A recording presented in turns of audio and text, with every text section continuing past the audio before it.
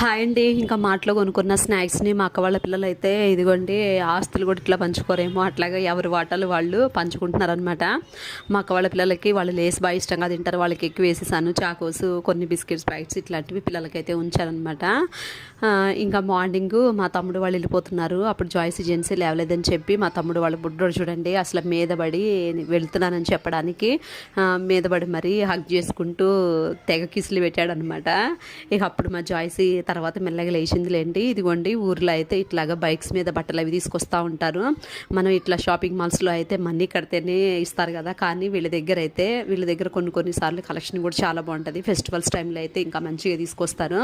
ఈ cotton frocks వచ్చేసి 300కి 4 అంట, బాగున్నాయి. ఇంకా జాకెట్ ముక్కలని ఇంకా అట్లా చాలా రకాలుగా నైటీస్, ఇవన్నీ శారీస్ ఇట్లాగా వాళ్ళు తెచ్చిన వాటిలో మనకి ఏదైనా నచ్చి తీసుకొని మనీ ఇప్పుడు లేవు తర్వాత ఇస్తాము అన్న ఇచ్చేస్తారు. హాఫ్ అమౌంట్ పే చేసి తర్వాత తీసుకోండి అన్న ఇస్తారు.